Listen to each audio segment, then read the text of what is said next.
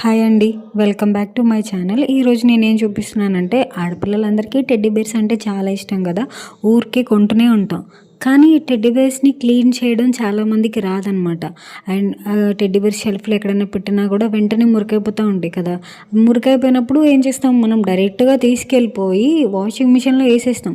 అట్లా వాషింగ్ మిషన్లో వేసేయడం వల్ల, డైరెక్ట్గా వేసేయడం వల్ల ఏమవుతుందంటే స్మెల్ వచ్చేస్తుంది అనమాట. వాషింగ్ మిషన్ వెనకాల కాటన్ ఉంటుంది చూసారా, ఆ కాటన్ కూడా తడిచిపోయి స్మెల్ వచ్చేస్తుంది. సో టెడ్డీ బేర్స్ని ఎప్పుడు మనం అలా వాష్ చేయకూడదు అనమాట.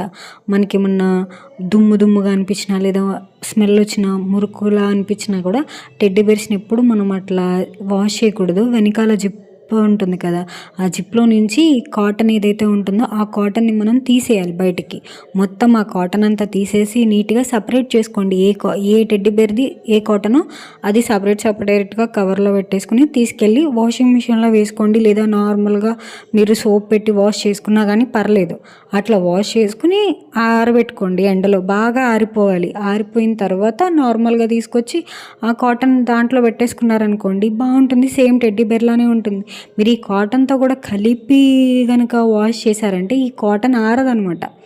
మనం ఆరిన వెంటనే లోపల పెట్టేస్తాం కదా, లోపల ఎట్లా లేదన్నా తడి ఉంటూనే ఉంటుంది. సో కంపల్సరీగా స్మెల్ వచ్చేస్తుంది టెడ్డీ బేర్ని మనం పక్కన పెట్టుకొని ఎక్కువసేపు ఉండలేము అనమాట.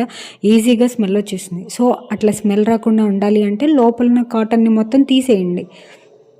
కాటన్ని మొత్తం రిమూవ్ చేసేసి మీరు వాష్ చేసుకున్నారనుకోండి, చాలా బాగుంటుంది. ఈ టిప్ కనుక మీకు నచ్చినట్టయితే లైక్ చేసి, షేర్ చేసి, సబ్స్క్రైబ్ చేసుకోండి. నా ఛానల్ని కనుక ఫస్ట్ టైం చూస్తున్నట్టయితే సబ్స్క్రైబ్ చేసుకోండి. Thank you for watching.